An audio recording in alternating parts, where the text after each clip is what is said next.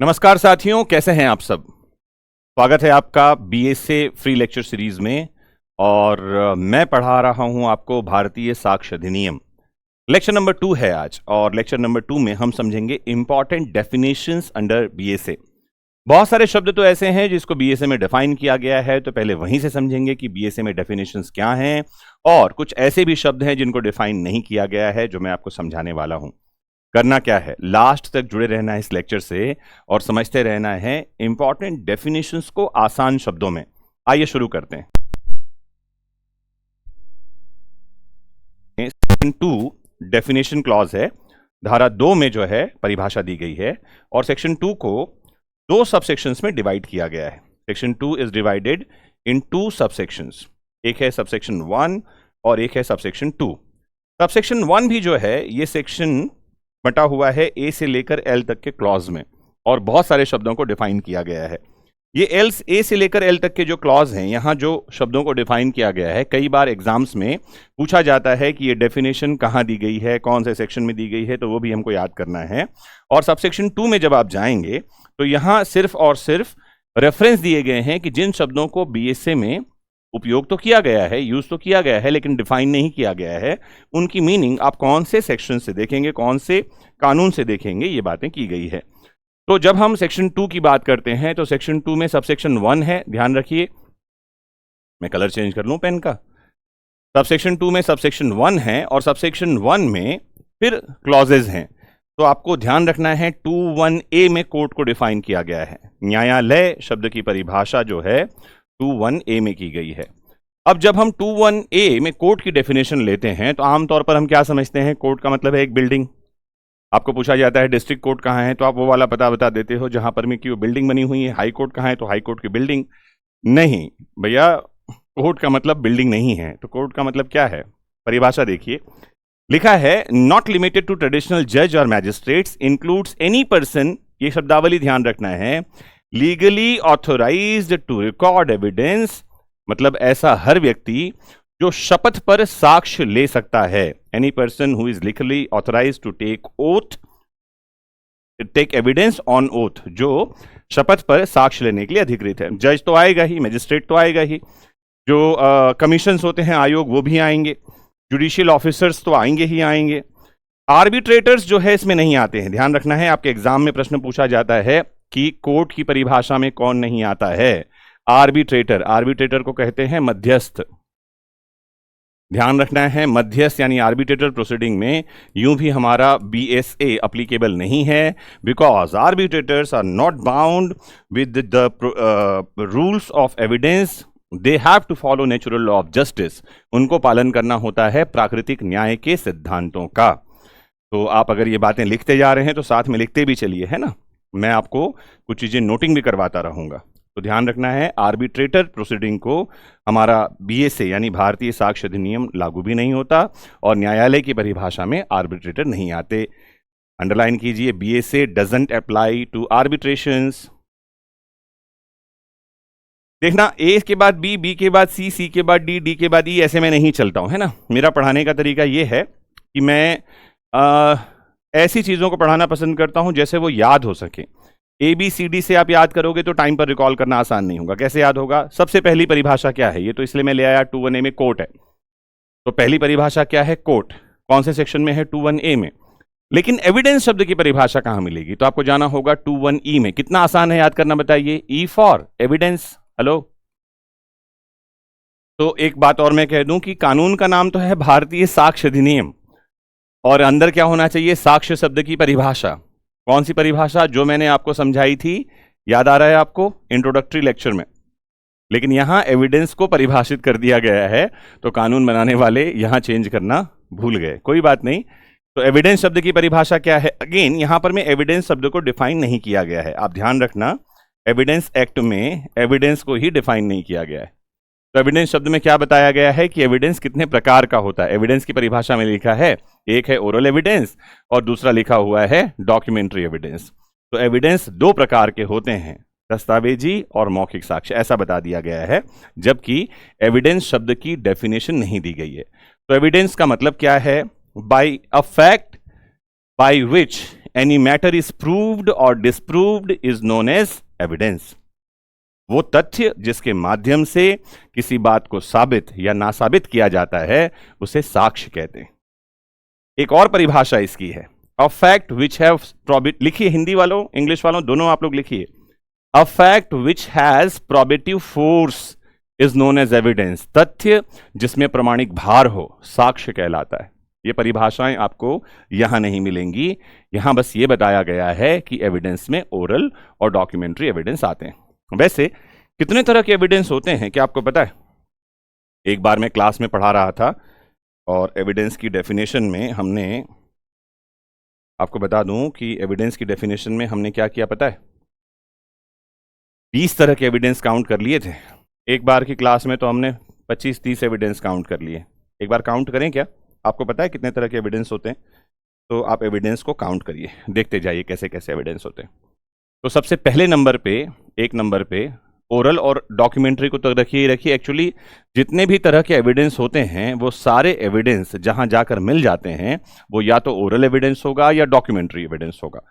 तो एविडेंस कैसे कैसे होते हैं? एक तो होता है प्राइमरी एविडेंस, ठीक है, जिसे कहते हैं प्राथमिक साक्ष्य। प्राइमरी एविडेंस क्या होता है?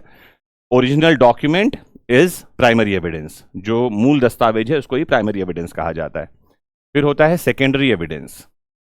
सेकेंडरी एविडेंस क्या होता है? दस्तावेजों की प्रतियां, फोटोकॉपीज ऑफ द डॉक्यूमेंट, जिसको हम कहते हैं सेकेंडरी एविडेंस, द्वितीयक साक्ष्य, गौण साक्ष्य भी कहा जाता है इसे। फिर कैसा एविडेंस होता है? Direct evidence. मैं आपको 20-25 नहीं गिनवाऊंगा, काम की बातें बस बता रहा हूं, आप देखें। डायरेक्ट एविडेंस को कहते हैं प्रत्यक्ष साक्ष्य। जिसने देखा है वो कोर्ट में आकर कहेगा कि मैंने देखा है, तो हम कहेंगे डायरेक्ट एविडेंस है। जिसने सुना है वो कोर्ट में आके कहेगा मैंने सुना है, तो कहेंगे ये डायरेक्ट एविडेंस है। जिसने महसूस किया है वो आकर कहेगा I have felt this particular thing by some of और this one of my sense और मल्टीपल सेंसेस, तो हम कहेंगे ये डायरेक्ट एविडेंस है। फिर क्या होता है? इनडायरेक्ट एविडेंस, अप्रत्यक्ष साक्ष्य। हिंदी वालों आप भी लिखो इनडायरेक्ट एविडेंस। ये मत कहना कि सर सिर्फ इंग्लिश में पढ़ाते हैं, मैं लिख इंग्लिश में रहा हूं और बकायदा उसका शुद्ध हिंदी आपके लिए बता रहा हूं। इनडायरेक्ट एविडेंस, अप्रत्यक्ष साक्ष्य। फिर होता है पॉजिटिव एविडेंस। अच्छा मैं बताऊं आपको, अगर आप विधि विद्वानों की किताबों को देखें, किसी भी विद्वान को आप रेफर करें, भले ही आप रतनलाल धीरजलाल को रेफर करें या भले आप बटुकलाल को रेफर करें या आप अवस्थी साहब की किताब देख रहे हो, आप कोई सी भी किताब देख रहे हो, मैक्सिमम आपको 9 और 10 प्रकार एविडेंस के मिलेंगे। मैं आपको उससे आगे ले जाता हूं, ठीक है। पॉजिटिव एविडेंस क्या है? इसे कहते हैं सकारात्मक साक्ष्य। ध्यान रखना है, ऐसे एविडेंस जो किसी बात को साबित करने के लिए कोर्ट में लेकर आए जाते हैं पॉजिटिव एविडेंस कहलाते हैं। फिर होता है नेगेटिव एविडेंस। यह आता है एडवर्ब ऑफ नेगेशन से। कैसा एविडेंस? नेगेटिव एविडेंस, नकारात्मक साक्ष्य, किसी बात को ना साबित करने के लिए कोर्ट में आता है। फिर होता है सब्सटेंटिव एविडेंस। सब्सटेंटिव एविडेंस को हिंदी में कहते हैं सारवान साक्ष्य। कैसा साक्ष्य? सारवान। व्हाट इज सारवान? An evidence which stands upon its own footing is known as substantive evidence. मूल साक्ष्य या सारवाना साक्ष्य उसे कहते हैं जो स्वयं अपने पैरों पर खड़ा होता है, जिसे और किसी की आवश्यकता नहीं होती है। फिर होता है कोरोबोरेटिव एविडेंस। कोरोबोरेटिव एविडेंस को कहा जाता है संपोषक साक्ष्य। तो ऐसा साक्ष्य, मैं थोड़ा सा और आगे कहीं लिखता हूं, है ना, और इधर लिख देता हूं या नीचे लिखता हूं, आपको बताता हूं। कोरोबोरेटिव एविडेंस होता है an evidence which is not substantive. ऐसा साक्ष्य जो सारवान तो नहीं है but it is having a corroborative nature. इसका उपयोग संपोषण के लिए किया जाता है। तो ये हो गए 8, है ना। मैं 9वां यही काउंट कर रहा हूं क्योंकि स्लाइड चेंज हो जाएगा। तो अगर आपने ये लिख लिया है तो आप 9वें नंबर के साक्ष्य पे चलिए। 9वां साक्ष्य क्या है? 9वें नंबर का साक्ष्य है साइंटिफिक एविडेंस। कैसा? साइंटिफिक एविडेंस होता है वैज्ञानिक साक्ष्य। साइंटिस्ट या विशेषज्ञ जो कि साइंटिस्ट है उसको बुलाते हैं, तो वो जो एविडेंस देता है वो वैज्ञानिक साक्ष्य कहलाता है। फिर एक साक्ष्य और होता है, मैंने बोल ही दिया शब्द, एक्सपर्ट एविडेंस। इसे कहते हैं विशेषज्ञ साक्ष्य, एक्सपर्ट एविडेंस, है ना। ऐसा एविडेंस जो विशेषज्ञ लेकर आता है उसे एक्सपर्ट एविडेंस या विशेषज्ञ साक्ष्य कहते हैं। फिर होता है real evidence. Real evidence, real evidence क्या होता है? रियल एविडेंस का मतलब होता है वास्तविक साक्ष्य, जैसे ब्लड स्टेन मिल गया, खून सने कपड़े मिल गए, पिस्टल मिल गया, वेपन मिल गया, तो ये सब कहलाते हैं रियल एविडेंस। ध्यान रखना है, क्या कहलाते हैं ये? Real evidence. रियल एविडेंस को हिंदी में हम कहते हैं वास्तविक साक्ष्य। मूल नहीं है, मूल के लिए सब्सटेंटिव शब्द है वास्तविक साक्ष्य। अपार्ट फ्रॉम दैट क्या शब्द है और देखिए। फिर एक एविडेंस है जिसको मैं लेकर चलता हूं 12वें नंबर पे, ये ओरल एविडेंस है। 13वें नंबर पर मैं लिए चलता हूं, ये डॉक्यूमेंट्री एविडेंस है, डॉक्यूमेंट्री दस्तावेजी। 14वें नंबर पे हम लिए चलते हैं, तो यहां पर मैं आपको इलेक्ट्रॉनिक एविडेंस मिलेगा, है ना। इलेक्ट्रॉनिक एविडेंस क्या होता है? वो जो इलेक्ट्रॉनिक फॉर्म में कोर्ट में रखा जाता है। तो दीज आर 14 नंबर्स। अगर मैं गिनना शुरू करूं तो मैं 22, 23, 24 तक ले जा सकता हूं, लेकिन हाँ, मोटा मोटी जो मेन क्लासिफिकेशन ऑफ एविडेंस है वो हमने यहाँ कर लिया है। उम्मीद करता हूं कि कुछ छूटा नहीं होगा। कुछ छूट गया हो तो ज़रूर आप कमेंट बॉक्स में लिख देना कि सर ये भी रह गया है। जैसा कि मैंने कहा, मैं तो बुलबुल हूँ, मेरा काम है गाते रहना, मैं अगर भूल जाऊं तो तुम याद दिलाते रहना। वैसे मैंने बताया एक्सपर्ट बुक्स में भी आपको 8 और 9 ही प्रकार मिलते हैं, हमने यहाँ पर में 14 प्रकार तो अभी ही काउंट कर लिए हैं। बहरहाल हमारा जो सेक्शन है, सेक्शन कौन से सेक्शन में हम चले थे? अगला सेक्शन आ गया, कोर्ट के बाद वाले सेक्शन में हम हैं। एक मिनट, हाँ, डॉक्यूमेंट्री एविडेंस और ओरल एविडेंस। तो ओरल एविडेंस वाली स्लाइड कहीं कोई चली गई, कोई बात नहीं। तो दो तरह के एविडेंस है, मैं आपको यही समझा दूं, एक है डॉक्यूमेंट्री, एक है ओरल। अच्छा, मजे की बात यह है, जो हमारे सेक्शन 2(1)E में जो डेफिनेशन दिया गया है उसमें क्या बताया गया है, मैं आपको एग्जांपल से देता हूं, क्वेश्चन पूछता हूं कि मान लो कोई एक व्यक्ति है गूंगा। गूंगा हिंदी में कहते हैं डम विटनेस, डम विटनेस इंग्लिश में कहते हैं, हिंदी में कहते हैं गूंगा साक्षी, मूक साक्षी कह दिया जाता है उसे। तो मूक साक्षी जो डम विटनेस है, जो बोल नहीं सकता, वो कोर्ट में अपनी बात लिख करके रखता है। तो ये लिख करके जो दे रहा है क्या माना जाएगा? डॉक्यूमेंट्री एविडेंस माना जाएगा या ओरल एविडेंस माना जाएगा? ऐसा एग्जाम में क्वेश्चन पूछता है। आपको ध्यान रखना है, इन दिस केस लिखना इज इक्विवेलेंट टू बोलना, because he is unable to speak, he is using other faculties of his body in order to express whatever he is thinking or whatever he is having in his own mind. लिख करके बता रहा है बोलने की जगह, oral evidence है, ध्यान रखना है। सिमिलरली अगर कोई वीडियो कॉन्फ्रेंसिंग से जुड़ा है कोर्ट में, इलेक्ट्रॉनिक मोड से कोर्ट में जुड़ा और कोर्ट में बोलकर बता रहा है वाया वीडियो कॉन्फ्रेंसिंग, तो ये कैसा साक्ष्य होगा? तो हमारा डेफिनेशन कहता है ये ओरल एविडेंस है via electronic medium. Similarly documentary evidence की परिभाषा है, लिखा है includes all document produce for the courts inspection, जिसमें सारे डॉक्यूमेंट आते हैं जो कोर्ट में रखे जाते हैं। एनकम्पासेस इलेक्ट्रॉनिक रिकॉर्ड्स, इसमें इलेक्ट्रॉनिक रिकॉर्ड्स को भी शामिल कर लिया गया है, digital files, emails, location data, server log etcetera.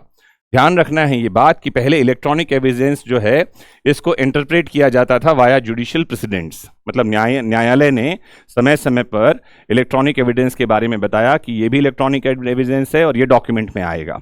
और वो कब हुआ? ईयर 2000 के बाद, क्योंकि ईयर 2000 में आईटी एक्ट आया जिसमें कि इलेक्ट्रॉनिक एविडेंस को रिकॉग्नाइज किया गया। उससे पहले तो इलेक्ट्रॉनिक एविडेंस को हम इलेक्ट्रॉनिक एविडेंस को एविडेंस मानते ही नहीं थे। आर वर्सेस माइनर्स का एक केस है जहां ये साफ कह दिया गया था कि computer printouts are not having any relevancy, क्योंकि इसको हम प्रूफ मानते ही नहीं है। आईटी एक्ट 2000 के आने के बाद चीजें बदली हैं और 2014-15 में Tommaso Bruno versus state of UP के मामले के बाद नाउ इलेक्ट्रॉनिक रिकॉर्ड्स जो हैं उनकी तो वक्त बढ़ गई है भैया, अब तो यही मेन एविडेंस है। और अर्जुन पंडितराव खोतकर का जो केस आया 2020 वाला, इसमें तो कमाल ही हो गया कि इलेक्ट्रॉनिक एविडेंस को कैसे साबित करेंगे, इस बारे में भी बात आ गई और ये सारी बातें अब हमारे बीएसए में हैं। मुझे उम्मीद है कि ये केस जो मैं बार बार आपको बोल रहा हूं आपको याद भी होता जा रहा होगा। तो आपको समझ में आ गया डॉक्यूमेंट क्या है, सॉरी एविडेंस क्या है। इसमें इलेक्ट्रॉनिक भी आ रहे हैं और मौखिक भी आ रहे हैं। नाउ याद कैसे करना है, ध्यान रखना है ना। पहले मैंने बताया पहला परिभाषा कोर्ट का है, 2(1)A में कोर्ट आ गया। एविडेंस की परिभाषा कहाँ है, याद करिए, एविडेंस स्टार्ट हो रहा है ई से, तो 2(1)E में एविडेंस है। फैक्ट की डेफिनेशन क्या है, याद करना है, पहला अक्षर 2(1)F फैक्ट को बताता है। फैक्ट को हिंदी में क्या कहते हैं? तथ्य। और आपको याद करने के लिए कितना आसान है, हेलो, तथ्य क्या है? मैं लिखता हूं थोड़ा ठीक से, है ना। तथ्य क्या है?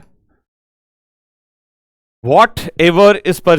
तथ्य को हम दो भागों में बांटते हैं, समझना। पहला, whatever is perceived by your senses is known as physical fact. भौतिक तथ्य क्या है? जो कुछ भी आपकी इंद्रियां बोध कर पा रही हैं।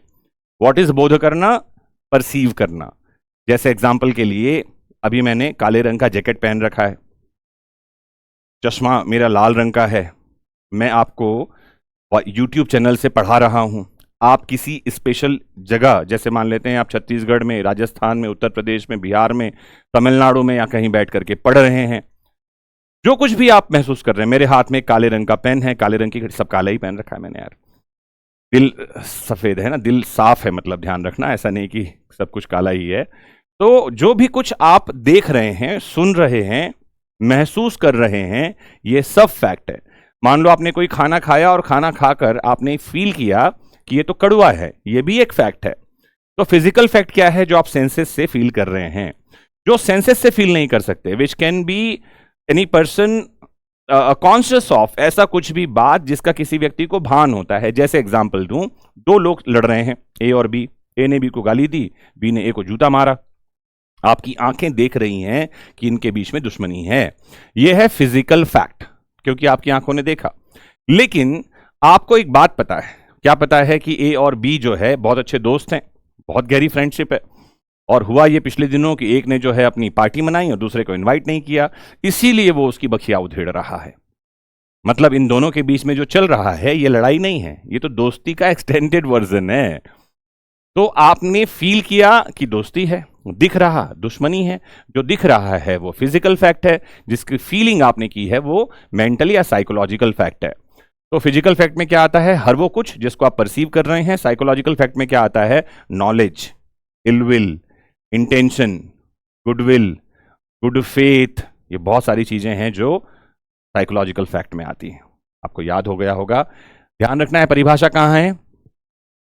21F में। अरे आपको तो याद हो गया यार, 21F में है, F फॉर फैक्ट। एविडेंस कहां है? 21E में है, E फॉर एविडेंस। अभी याद करते जाना है, बाद में जाकर पढ़ना नहीं है, यहीं याद करना है। मेरी क्लासेस में जब कभी भी मैं पढ़ाता हूं तो मैं बच्चों को बार बार ये कहता हूं कि आपको घर जाकर पढ़ने की जरूरत नहीं है। क्लास में बैठो, मेरे साथ रिवीजन करो, ट्रिक से चीजों को याद करते रहो, क्योंकि घर जाकर और दुनिया के 10 काम है भाई। परिवार के साथ समय बिताओ, कुछ करिकुलर एक्टिविटीज करो, और पढ़ाई ही करना है तो एमसीक्यू सॉल्व करो। एमसीक्यू सॉल्व करके देखो कि जो सर ने पढ़ाया है उसके बाहर से कहीं कुछ क्वेश्चन तो नहीं पूछा गया। और भी कुछ करने के लिए है, यही जो पढ़ाया यही घर जाकर पढ़ोगे, फिर मेरे होने का क्या मतलब है? आइए टाइप्स ऑफ फैक्ट के बारे में बात कर लेते हैं। एक तो बताया फिजिकल फैक्ट है विच इज परसीवेबल, ठीक है। एक मेंटल, इंटरनल, साइकोलॉजिकल फैक्ट है, जैसे एग्जाम्पल के लिए good faith, anger, memory sensation, opinion, बहुत सारी चीजें हैं। ये सब क्या कहे जाएंगे? इसे हम कहते हैं साइकोलॉजिकल फैक्ट। लैंडमार्क जजमेंट देखिए, state versus Navjot Sandhu parliament attack case है ये 2005 का। इस मामले में डिजिटल एविडेंस जो है, ठीक है, जिसमें कॉल लॉग्स आते हैं, मैसेजेस आते हैं, सीसीटीवी फुटेज आती है, इन सबको डॉक्यूमेंट्री एविडेंस माना। और फिर एक केस देखिए, अनवर पीवी वर्सेस पी के बशीर, 2014 का मामला है, लैंडमार्क जजमेंट है, जो इलेक्ट्रॉनिक रिकॉर्ड्स को डॉक्यूमेंट मान रहा है। मैंने बताया कि इलेक्ट्रॉनिक जो एविडेंस है उनको डॉक्यूमेंट मानने के लिए पहले हमारे पास में जुडिशियल प्रेसिडेंट्स हैं, लेकिन अब डेफिनेशन में आ गया है कि ये जो है डॉक्यूमेंट की परिभाषा में आएंगे, इतनी सी बात है। क्वीन एम्प्रेस वर्सेस अब्दुल्ला का केस देखिए, बहुत ही रिनाउंड केस है। जब हम डाइंग डिक्लेरेशन के बारे में पढ़ेंगे तो मैं क्वीन एम्प्रेस का केस आपको बताऊंगा। संक्षेप में इतना समझ लीजिए, एक लड़की है, नाबालिग लड़की है, किसी ने उसके साथ गलत हरकत की है और उसका गर्दन काट दिया है, वोकल कॉर्ड उसका कट गया है, वो बोल नहीं सकती। तो उसकी माँ जो है उसे कहती है, इशारों में बताए वो कि किसने उसका गर्दन काटा है। वो एक्चुअली अपना हाथ उसके हाथ में रखती है और कहती है मैं नाम लेते जाऊंगी, जिसका भी नाम आए आप हाथ दबा देना।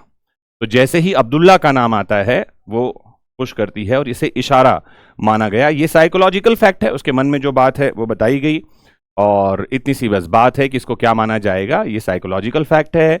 डाइंग डिक्लेरेशन का केस ये है। हम इसको यहां क्यों पढ़ रहे हैं? यहां मेंटल स्टेट, मन की दशा, ठीक है, इसको समझने के लिए केस काम का है, और इसे क्या कहा जाएगा? Psychological fact.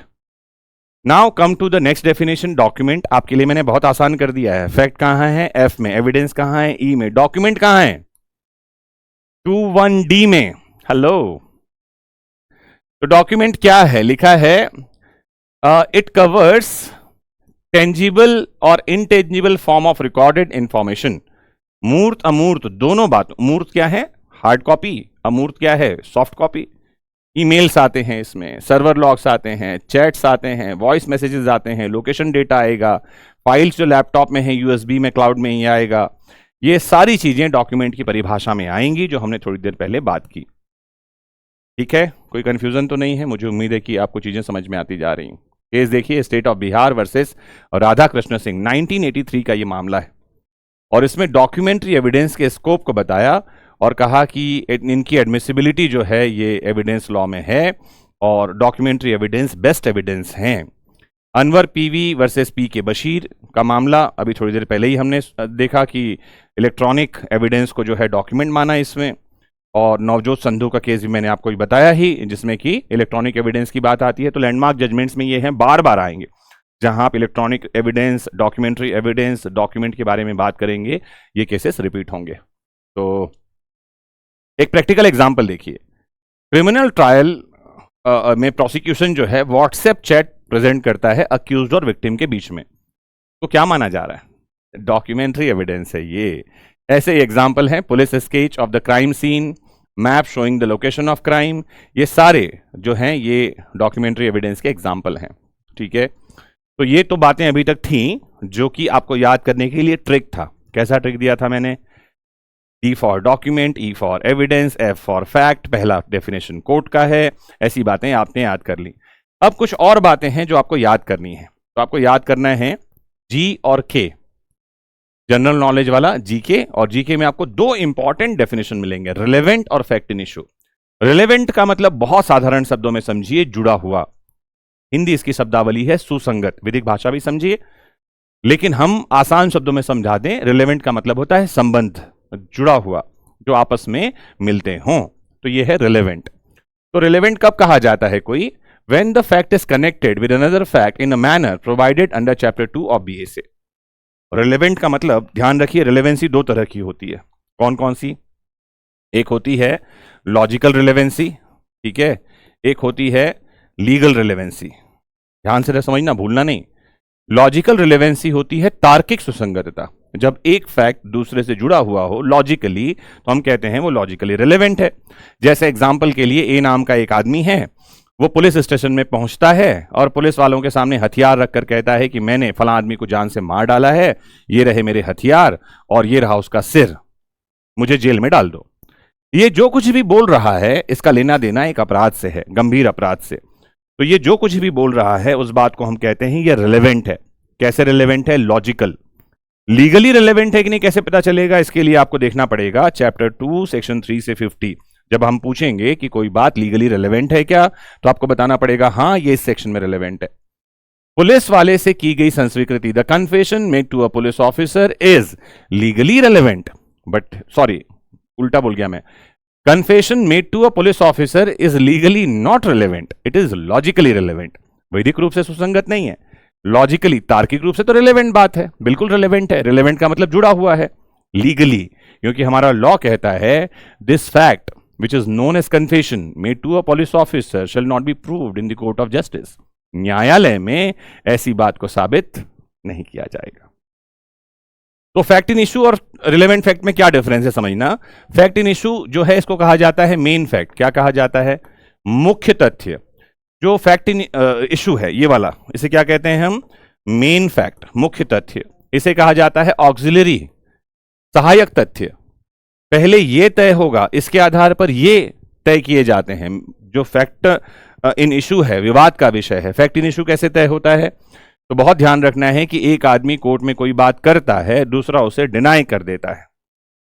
asserted by one party and denied by the other is known as fact in issue। इसे कहते हैं विवाद का मुद्दा, विवाद्य तथ्य हिंदी में कहा जाता है, जिसका प्राख्यान एक पक्षकार करे, दूसरा प्रत्याख्यान कर दे।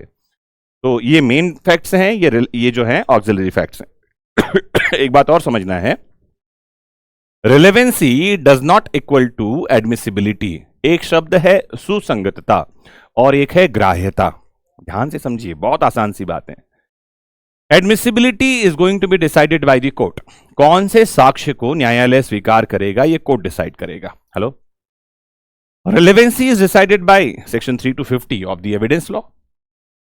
तो जो तथ्य सुसंगत है वो ग्राह्य हो, मतलब fact which is relevant is going to be admitted, ऐसा नहीं है।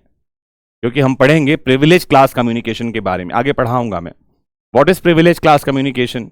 फैक्ट रिलेवेंट तो है, जैसे एग्जांपल के लिए communication between husband and wife, पति पत्नी के बीच क्या बातचीत हुई, हो सकता है इसका संबंध अपराध से हो।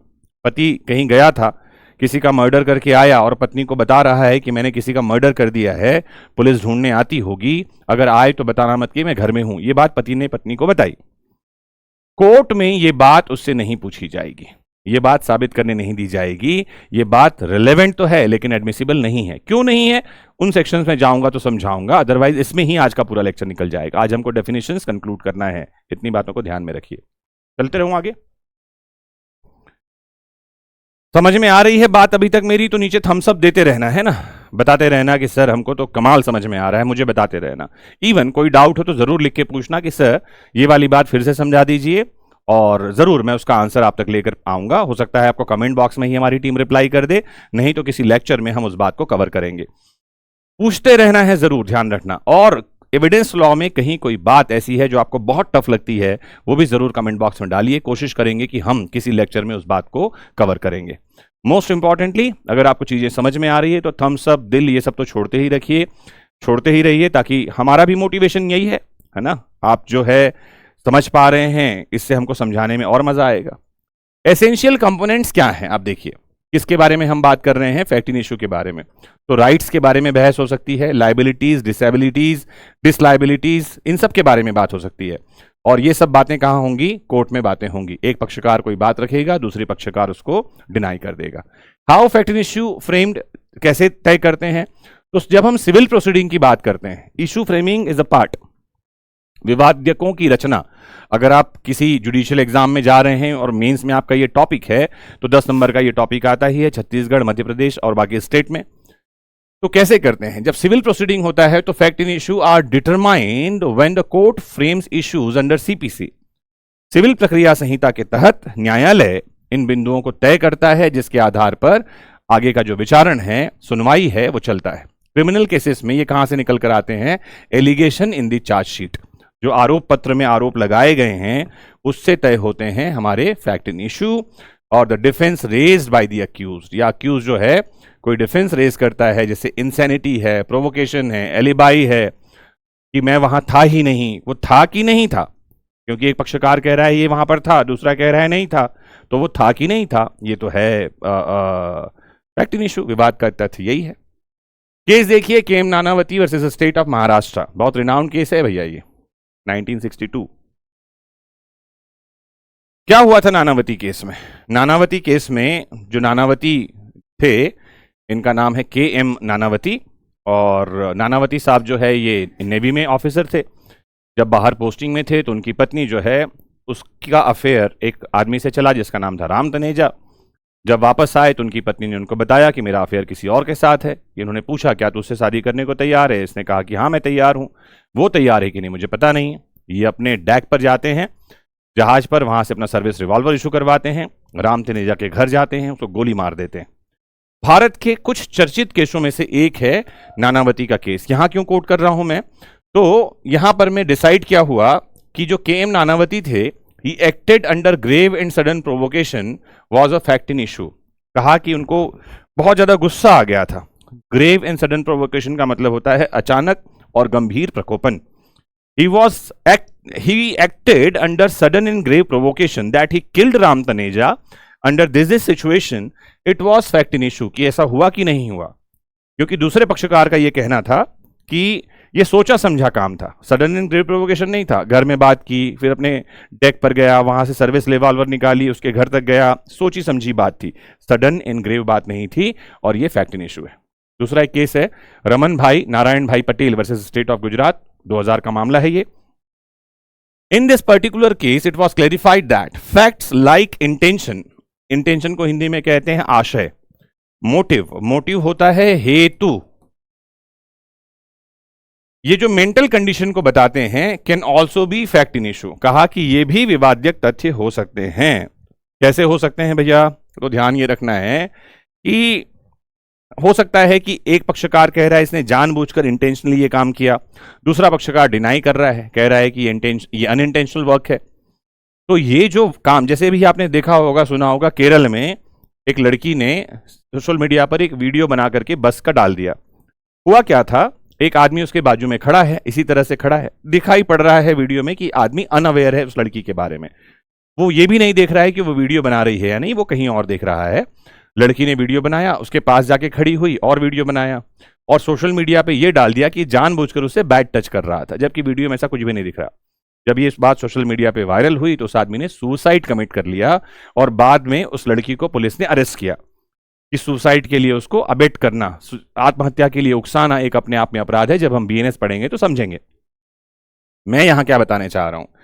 कोर्ट ने क्या कहा, इंटेंशन मतलब अगर मान लेते हैं उस आदमी का केस कोर्ट में जाता, आत्महत्या नहीं करता, वकील को चुनता, वो ध्यान रखना, सुसाइड की जगह किसको चुनता, वो एडवोकेट को, एक काले कोट को चुनता, तो कोर्ट में इस बात पर बहस होती, बताया जाता कि उसका एक्ट अनइंटेंशनल है, आशय नहीं था उस लड़की को बैड टच करने का उसका।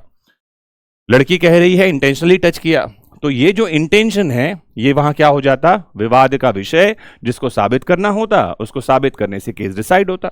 इतनी आसान सी बात है। अब चलते हैं आगे। 3 पेयर हैं हमारे पास शब्दों के। अब इतनी सारी बात क्या हुई, समझना ध्यान से। कोर्ट था, कोर्ट में हमने एविडेंस रखा, मैं जो आपके लिए चेन बनाकर लेकर आया था। कोर्ट में क्या रखा हमने, ऐसे लिख दूं आपके लिए, कोर्ट था सबसे पहला डेफिनेशन। कोर्ट में हमने क्या रखा, एविडेंस रखा। एविडेंस कैसे रखेंगे, फैक्ट के रूप में। सबसे बढ़िया तरीका क्या है, डॉक्यूमेंट लेकर आओ। हेलो, जब आप कोर्ट में एविडेंस रखेंगे फैक्ट के रूप में और वो डॉक्यूमेंट्री फॉर्म में होगा जो बेस्ट एविडेंस है, तो 3 बातें निकल कर आएंगी। क्या क्या, एक होगा प्रूव्ड, या तो होगा डिसप्रूव्ड, या तो होगा नॉट प्रूव्ड।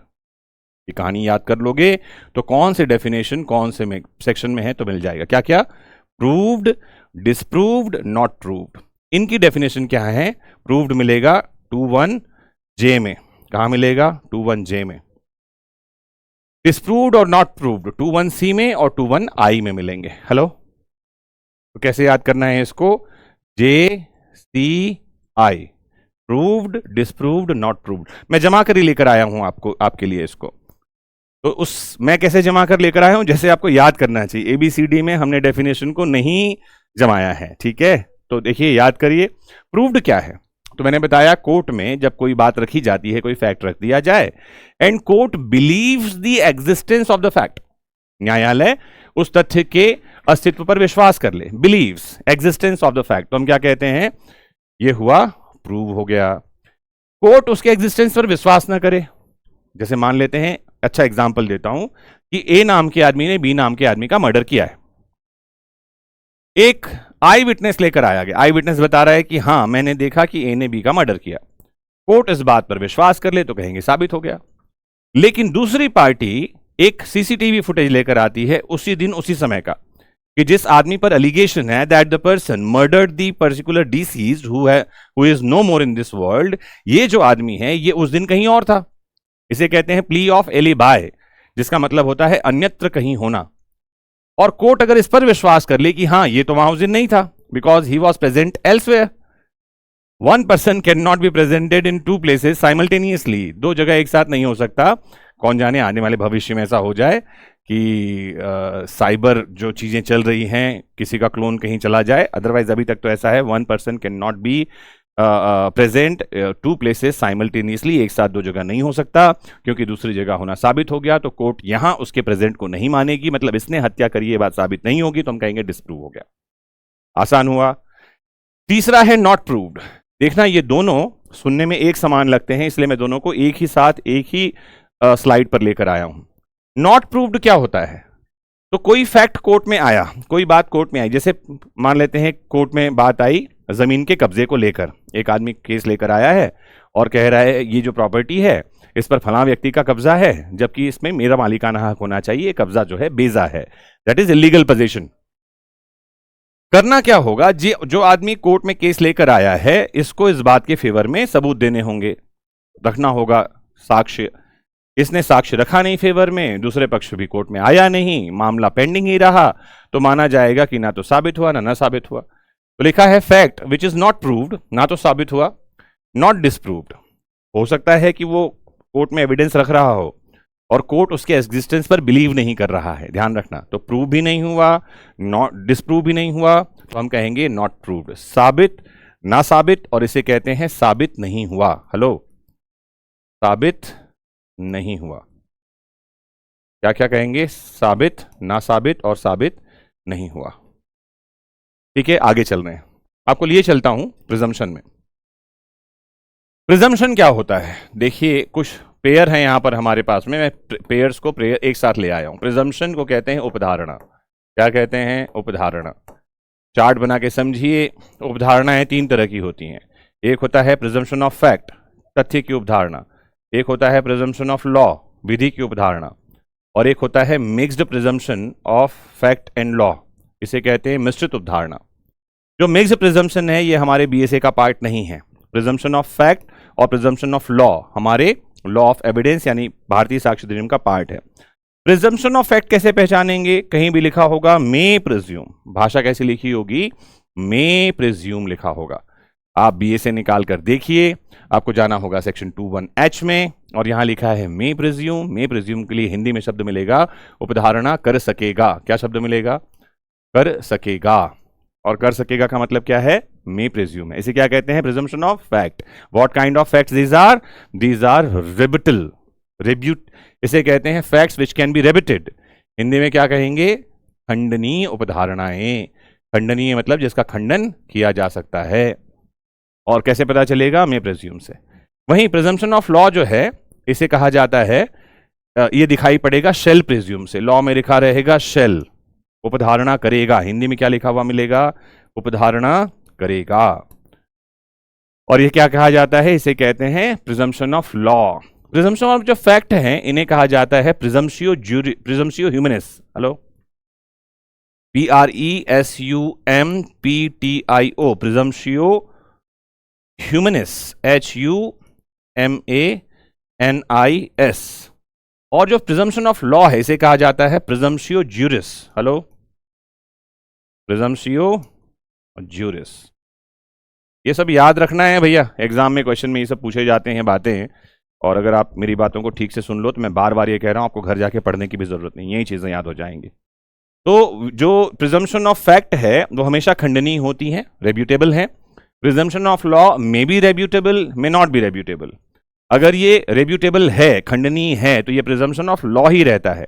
इररेब्यूटेबल है तो ये प्रिजम्पशन ऑफ लॉ जो है कंक्लूसिव प्रूफ बन जाता है, इसे निश्चायक सबूत कह देते हैं। तो 21H में मे प्रिज्यूम है, 21 जो L हमारे पास में इसमें शेल प्रिज्यूम है, और 21B जो है इसमें कंक्लूसिव प्रूफ है। HLB अलग अलग जगह रख दिया गया है, मैं एक साथ ले आया हूं क्योंकि इनका होना एक साथ जरूरी है। समझाता हूं क्या बात है। अब प्रिजम्पशन क्या है उसको कम शब्दों में समझिए। जैसे मान लो आप सुबह उठे सो करके और आपको आसपास चारों तरफ की जमीन जो है वो गीली दिखाई पड़ रही है, तो आप क्या समझते हो? रात में बारिश हुई होगी, आप अनुमान लगा रहे हो। यह है प्रिजम्पशन। या कहीं दूर आपको धुआं उठता हुआ दिखाई पड़ जाए बहुत तेज, तो आप क्या कहते हो? कहीं जोरदार आग लगी होगी यार। आप क्या कह रहे हो? आप जो है बात कर रहे हो प्रिजम्पशन के बारे में। आपने आग तो देखा नहीं है लेकिन आप बात कर रहे हो। तो प्रिजम्पशन क्या है? कहा जाता है when two facts are so dependent on each other, जब दो तथ्य एक दूसरे पर इस तरह आश्रित हों दैट एग्जिस्टेंस ऑफ वन, किसी एक का अस्तित्व, creates an assumption in mind that the other must be existing. दो तथ्य एक दूसरे पर इस तरह निर्भर हैं कि एक का अस्तित्व दूसरे के अस्तित्व में होने के बारे में मस्तिष्क में अनुमान पैदा करता है। तो हम कहते हैं ये दोनों तथ्य जो हैं एक दूसरे पर आश्रित तथ्य हैं, डिपेंडेंट हैं, और इन दोनों तथ्यों के बारे में हम क्या करते हैं? उपधारणा। जैसे आग का निकलना और धुएं का होना एक दूसरे पर आश्रित हैं, तो जैसे ही धुआं दिखेगा आग के अस्तित्व की उपधारणा की जाएगी। Existence of fire shall be presumed. यही है उपधारणा का सिद्धांत। मे प्रिज्यूम क्या है? छोटी मोटी उपधारणाएं हैं, तथ्य की उपधारणाएं हैं जिनके लिए कोर्ट सबूत की मांग कर सकता है या मानकर चल सकता है। शेल प्रिज्यूम जब आएगा तो प्रिजम्पशन ऑफ लॉ है। ऐसी कोई बात जो कानून में लिख दी गई है और कोर्ट उसको प्रिज्यूम करके चलता है कि ऐसा होगा, यह भी रेब्यूटल हो सकता है, इसका इरेब्यूटेबल हो सकता है, दोनों ही तरह के हो सकते हैं। अंदर जाएंगे तो बहुत डिटेल में से समझेंगे। कंक्लूसिव प्रूफ क्या है मैं ये भी समझा दूं। कंक्लूसिव प्रूफ मतलब ऐसी कोई फैक्ट जो कोर्ट में रख दिया जाए तो कोर्ट उसके खंडन की अनुमति नहीं देगा। कमाल का एक बात यहां पर में है, सेक्शन 116 में, 116 बीएसए में लिखा हुआ है। कहीं एक मेरा वीडियो ही इंटरनेट पर वायरल हुआ था जब मैंने किसी इंटरव्यू बोर्ड में एक स्टूडेंट को यह पूछ लिया था कि ए नाम का एक आदमी है, उसकी शादी बी नाम की महिला से हुई है, ये हुई है मान लेते हैं जनवरी 2024 में, ठीक है। फरवरी 2025 में इस महिला जो है इसका तलाक हो गया उस आदमी से। मार्च में ये महिला जो है 2025 में ही शादी कर लेती है सी नाम के आदमी से, और अप्रैल 2025 में इस महिला को एक बच्चा पैदा होता है। रिपीट कर दूं एक बार, शब्द वापस से बोल दूं। ए नाम का आदमी है, बी महिला है, इनकी आपस में शादी हुई जनवरी 2025 में, फरवरी 2025 में तलाक हो गया, और फिर बी ने सी से शादी कर ली, मार्च 2025 में, अप्रैल में बच्चा पैदा हो गया। प्रश्न नहीं है बच्चा किसका है, और ध्यान रखना है ये बायोलॉजी का क्वेश्चन नहीं है, ये लॉ का क्वेश्चन है। और हमारा लॉ कह रहा है कि ड्यूरिंग वैलिड मैरिज, मतलब वैध विवाह के दौरान बच्चे का पैदा होना, birth of a child is a sign of legitimacy, धर्मजता का सबूत है, माना जाएगा वो बच्चा इसी आदमी का है जिससे महिला अभी विवाहित है, इसका नाम सी है। अच्छा, मैंने एग्जाम्पल में एबीसी लिया है, उसका माना जाएगा इसलिए उसका नाम सी नहीं है ना। चलें आगे। तो मुझे उम्मीद है कि ये बातें समझ में आई हैं। कोशिश करना है समझने की, टफ बातें हैं आसान शब्दों में समझाने की कोशिश कर रहा हूं। ऐसा क्यों माना जाता है? क्योंकि legitimacy of a child is birth of a child is a sign of legitimacy. एक कहावत चलती है, बच्चा पैदा हुआ है ये उसकी धर्मजता का सबूत है। बच्चे को क्यों अधर्मज माना जाए? उनका रिलेशन खराब होगा, चीजें होंगी, हमको नहीं पता, लेकिन ध्यान रखना है यही लॉ है जो पुराने समय में, जो फिल्म आपने देखी हो तो एक महिला हीरोइन है हमारी, गर्भवती हो गई है, तो उसकी माँ जो है अब इस गर्भवती महिला के लिए शादी के लिए लड़का ढूंढ रही है। क्यों ढूंढ रही है? पता नहीं, उसने लॉ पढ़ा होगा कि बच्चा जब पैदा होगा उसको पिता का नाम मिलेगा। क्या मिलेगा? पिता का नाम। ये पिता का नाम मिलना ही 116 में कंक्लूसिव प्रूफ है कि बच्चा उस आदमी का है, पिता का नाम मिलेगा, है ना। इतनी आसान सी बात है। और ये क्यों बनाया गया है? ये बातें सिर्फ और सिर्फ क्यों बनाई गई है मैं समझा दूंगा आपको। इसका पर्पस सोशल ऑर्डर को, सामाजिक व्यवस्था को बनाए रखना है, दैट्स इट, और कुछ भी नहीं। ठीक है, स्टैट्यूटरी क्रॉस रेफरेंस देखिए कि बीएसए में हम अगर बहुत सारे शब्द हैं जिनका यूज कर रहे हैं, सबको यहां डिफाइन नहीं किया है, तो डेफिनेशन कहां से देखेंगे? आपको जाना होगा आईटी एक्ट 2000 में, यहां से देखेंगे। भारतीय नागरिक सुरक्षा संहिता 2023 का कानून है, यहां से देखेंगे, या भारतीय न्याय संहिता 2023 यहां से देखेंगे। सुनने में बहुत आसान लग रहा है, ऐसा है नहीं। क्यों नहीं है ऐसा? क्योंकि मान लो, उदाहरण के लिए हम समझते हैं कि अगर आपको एग्जाम में क्वेश्चन आ गया कि वे शब्द, the words which are used in BSA, जिनका उपयोग बीएसए में किया गया है बट डिफाइन नहीं किया है, परिभाषित नहीं है, उनकी परिभाषा कहां से देखेंगे? और ऑप्शन में लिखा हो ऑक्सफोर्ड डिक्शनरी से देखेंगे, या ब्लैक्स लॉ डिक्शनरी से देखेंगे, या लॉन्गमैन डिक्शनरी से देखेंगे, या लिखा है कि आईटी एक्ट, बीएनएस और बीएनएसए से देखेंगे। तो आपको कंफ्यूज नहीं होना चाहिए कि ऑक्सफोर्ड डिक्शनरी डेफिनेशन बताती है। लॉ क्या कह रहा है? इन 3 कानूनों में जाएंगे और क्रॉस रेफरेंस यहां से देखेंगे, इतनी सी बात है। कुछ लैंडमार्क जजमेंट्स और देख लीजिए। एक तो है Avtar Singh versus state of Punjab का, और मे प्रेज्यूम शब्द के बारे में यहां बताया है, शेल प्रेज्यूम के बारे में बताया है कि कब कोर्ट मे प्रेज्यूम करेगा, कब शेल प्रेज्यूम करेगा। उसके लिए क्या है? लॉ देखना पड़ेगा, कानून में लिखा हुआ है कौन सी बातें मे प्रेज्यूम में जाएंगी, कौन सी बातें शेल प्रेज्यूम में जाएंगी। बीएसए में इसके बारे में बड़ी डिटेल में बात है, कौन कौन से फैक्ट्स हैं उनका मे प्रिजम्पशन होगा, कौन कौन से हैं शेल प्रिजम्पशन होगा, और कौन कौन से कंक्लूसिव प्रूफ होंगे। 2 तो आपको बता ही दिए, सेक्शन 35 और 116 में कंक्लूसिव प्रूफ के बारे में बात होगी। M Krishna Reddy versus state 1992 का केस है। प्रूव्ड शब्द को स्पष्ट किया, कहा as requiring belief beyond reasonable doubt in criminal law. Proved का मतलब है कि कोई बात दांडिक विधि में सभी शंकाओं के परे साबित हुई है, बियॉन्ड ऑल रीजनेबल डाउट्स, तो ही हम कहेंगे प्रूव हुआ है, ध्यान रखना है। फिर Kaliram versus state of Himachal Pradesh का मामला है 1973 का। कहा presumption in criminal law must not override the principle of presumption of innocence. आप अवधारणा तो करो, लेकिन एक बड़ा प्रिजम्पशन है हमारे क्रिमिनल लॉ में, उसे कहते हैं प्रिजम्पशन ऑफ इनोसेंस। हम में से बहुत सारे लोग इसको नहीं जानते, मानते भी नहीं है। प्रिजम्पशन ऑफ इनोसेंस क्या है? जैसे मान लो एक आदमी जो है, उसके खिलाफ किसी ने आरोप लगाया इसने ऐसा अपराध किया है, तो क्या वो अपराधी हो गया? नहीं हुआ। पुलिस उसको अरेस्ट करने आती है घर पर, पुलिस उसको अरेस्ट करके ले गई, अपराधी हो गया क्या? नहीं हुआ। कोर्ट में चार्जशीट फाइल हो गई है, क्या वो अपराधी हो गया? नहीं भैया, अभी भी अपराधी नहीं है वो। उसके खिलाफ ट्रायल चल रहा है, क्या वो अपराधी हो गया? नहीं नहीं नहीं, अभी अपराधी नहीं हुआ वो। क्यों नहीं हुआ? क्योंकि एक प्रिजम्पशन है, presumption of innocence, human right है उसका। क्या कहते हैं इसे हम? निर्दोषिता की उपधारणा। और ये कहां बताया गया? आप देखिए बाहुबली फिल्म, उसमें देवसेना आकर माता शिवगामिनी देवी को बता रही है कि आप, उसमें वो भल्लाल देव कहता है कि वो पूछती है मुझे बेड़ी क्यों लगा रखी है, तो कहता है हमारा संविधान कहता है कि जब तक अपने आप को निर्दोष साबित न कर दो तुमको अपराधी माना जाएगा। तो देवसेना कहती है कि आग लगा दो ऐसे संविधान को। क्यों लगा दो?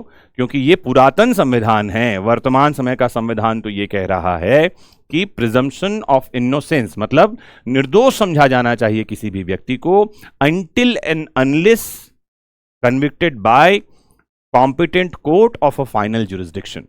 अंतिम क्षेत्राधिकार द्वारा वाले सक्षम न्यायालय द्वारा जब तक दोषी न ठहराया जाए। तो आप प्रिजम्पशन करें जो करना है, लेकिन प्रिजम्पशन ऑफ इनोसेंस ये सबसे ऊपर होगा। निर्दोषिता की उपधारणा होगी और निर्दोषिता की उपधारणा के ऊपर कोई और उपधारणा नहीं आएगी। केस कौन सा है? कालीराम वर्सेस स्टेट का मामला। That's it for the day. ये कुछ कोर्सेस हमारे चल रहे हैं, आप इनमें से अगर किसी कोर्स में इंटरेस्टेड हैं तो डिस्क्रिप्शन बॉक्स में लिंक दे दिया गया है, आप बिल्कुल जुड़ सकते हैं हमसे और बिल्कुल जानकारी ले सकते हैं, पढ़ सकते हैं, ज्ञान ले सकते हैं। जो कुछ भी करें, ध्यान क्या रखना है? ध्यान रखना यह है कि अपना खूब ख्याल रखना है। क्यों पता है? Because your presence is important. आपका होना ही सब कुछ है। एक बढ़िया बात बता दूं, एक प्यारे से चुटकुले से, एक प्यारे से जोक के साथ खत्म करता हूं। ऐसा हुआ एक बार कि एक राजा के दरबार, राजा के राज्य में एक बकरे का बलि दिया जाना था। तो बकरे को बलि के लिए लाया जाता है और जैसे ही बकरे को बलि देने वाले होते हैं तो बकरा चिल्ला कर कहता है कि अरे मुझे मत मारो, क्योंकि मेरे गर्दन कटते ही दुनिया खत्म हो जाएगी। सब घबराते हैं, बोलने वाला बकरा, और वो भी इसकी गर्दन कटते ही दुनिया खत्म हो जाएगी। उस बकरे को राजा के सामने ले जाया जाता है और राजा पूछता है कि ऐसी कौन सी बात है तुम्हें साबित करनी होगी, तुम्हारी गर्दन के कटते ही दुनिया कैसे खत्म हो जाएगी? बकरा कहता है मेरे लिए तो खत्म हो जाएगी। मैंने कब कहा दुनिया के लिए खत्म हो जाएगी? मेरे लिए तो दुनिया खत्म हो जाएगी। Hence proved. इंपॉर्टेंट क्या है?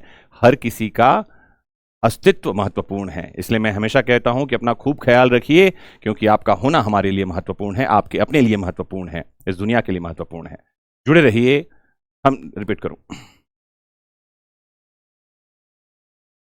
जुड़े रहिए इस लेक्चर सीरीज से। Thank you very much. नमस्कार, जय हिंद।